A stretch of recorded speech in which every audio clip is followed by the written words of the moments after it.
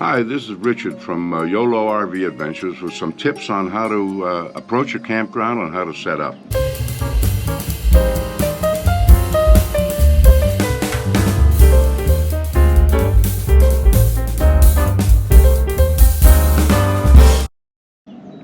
Remembering that everything you need to do in the setup is based upon a checklist. Checklists are very important to make sure that you don't leave anything undone. The first thing to do is when you approach the campground is follow the signs as to where to park to be able to check in. Make sure you're not blocking any egress or entrance lanes before you get out and go in the office to check in. During check-in, you'll get most likely a property of the map. You'll also get directions on how to get into your website. Of course, many campgrounds have escorts and golf carts, and they will escort you to your campsite and show you where it is. If there is no escort, before you get into your site, get out and scout it out. As we pull up, we get out and walk around and make sure there isn't any broken glass, make sure there are no obstructions, be aware of where any boulders or rocks demarcating the campsite are, and also any trees that may interfere with your rig. If you have slides, you want to make sure that you have room for those slides to open and that you're not interfering with any trees or large rocks. And make sure that your electrical post and your water post are within close proximity to your rig so that you don't have to move it again to hook up. And make sure you're on the most level portion of the site, which may mean you have to move a few feet forward or a few feet back, or maybe a little left or a little right. I use a Lever-Mate Pro, get into position, then I raise my jacks, and it absolutely is spot on for leveling at the site. The way you pull in or back in will vary depending on the site. Pull-through sites are easy to get into. You literally just pull in. For back-in sites, if you have a backup camera, it's extremely helpful.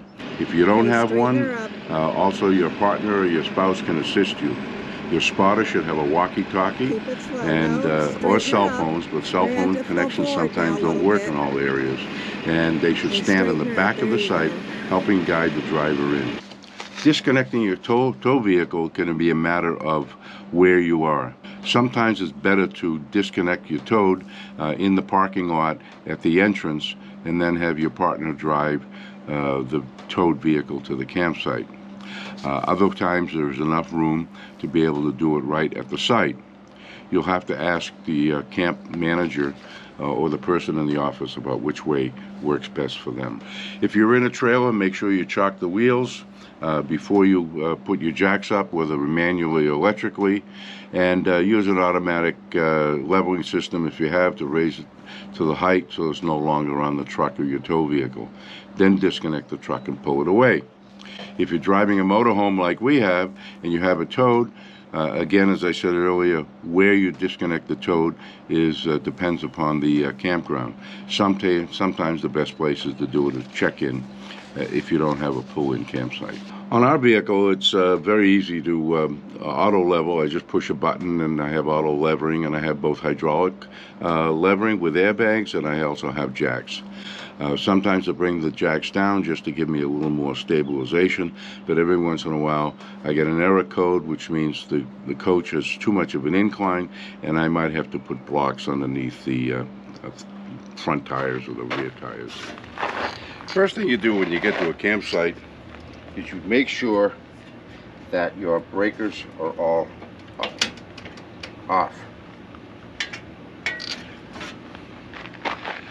Then I use my EMS. I use a Hughes Power Watch. There are many manufacturers out there, but I prefer this one because it also has an app attached to it, and I can monitor what's going on with the surge protector and the energy management system through my app. So now I've turned the power off at the switch, and I will put my management system in, plug it in,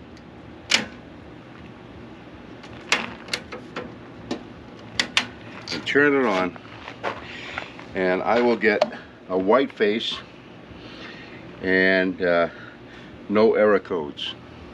So now I know that the electricity is clean. So now I'm going to turn it off,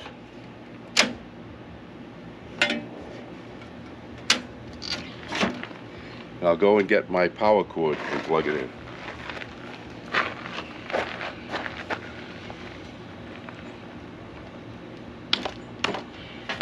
So now I plug my power cord in, and I will go and turn all the breakers back on.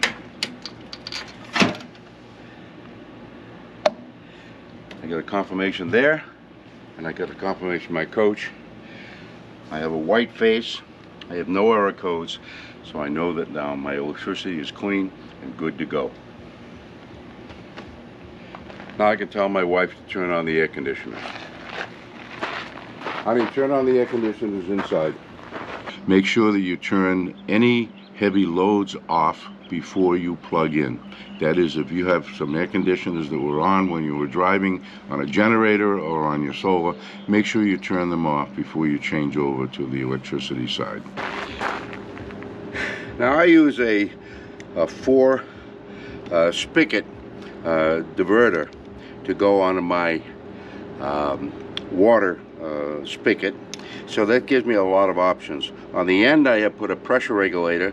I recommend a good pressure regulator. They're only about $25 or $30, so 50 psi is about what you want to have your level of pressure in your coach. So a pressure regulator is very, very important, so they don't blow your hoses by having too much pressure.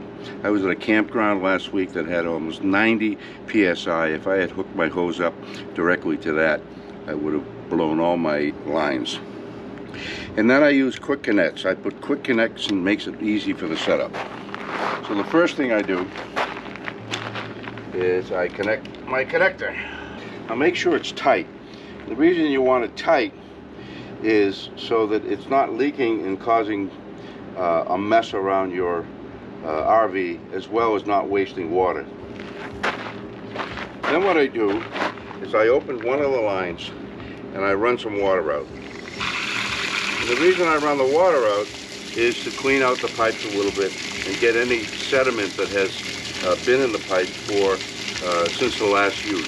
You never know when that campground has been used last, so run that water a little bit and make sure that they're cleaned out. Now I use water filters. I think water filtering is very, very important. I may have a little bit of overkill, but you never know what kind of water comes in, and it's just so beneficial to have good, clean water coming in. So my first filter is a Dirt 2.0. It's got a big filter here, up to 5 microns, and it goes down to 2 microns. And then I added another water filter, which brings it down to about a 1 micron. And that's the first thing I hooked up, and I hooked that right up by my quick connect to my pressure regulator.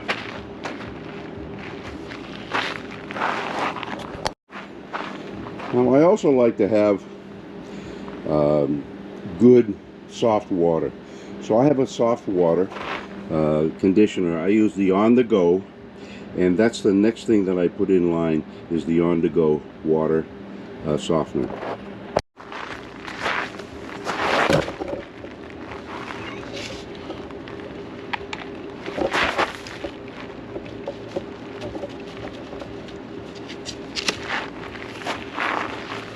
Now, if that's not enough, I now have a Clear Source 3 filter. This cleans out everything beyond belief. I have the older system. They've just come out with a newer system that's much smaller and much lighter, but Clear Source is the one that I use, and I put that next in line.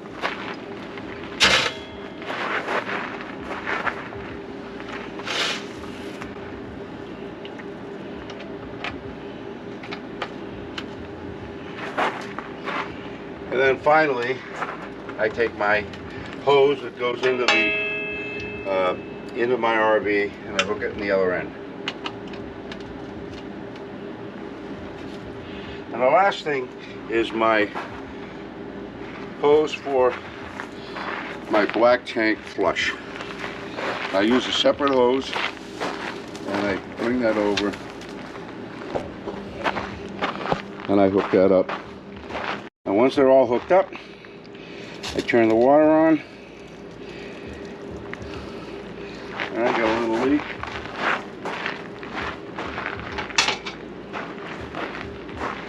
Keep a pair of pliers handy in my wet bay. There we go. I check my pressure. Open it up. I'm right at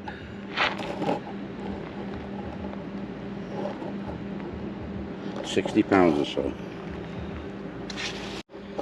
And of course the last thing I do is I hook up my Stinky Slinky, my sewer hose. I get it hooked up. I leave my tanks closed. So I have my gray tank and my black tank, and when I'm camping I leave them closed.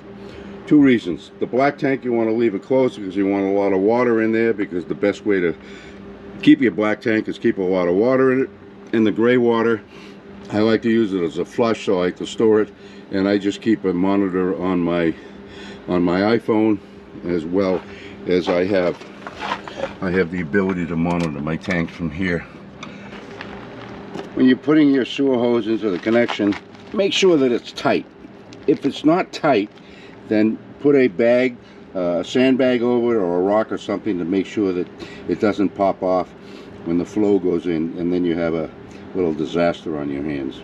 So while you're outside hooking up all the connections and so on, there should be somebody inside getting it ready to put the slides out, making sure that the slides are clear, and then put out your slides. When you're putting out your slides, make sure that everything is clear inside and outside. So when the slides are going in and out, both of you should be watching the progress of the slides to make sure that they have not catching on anything or anything's wrong.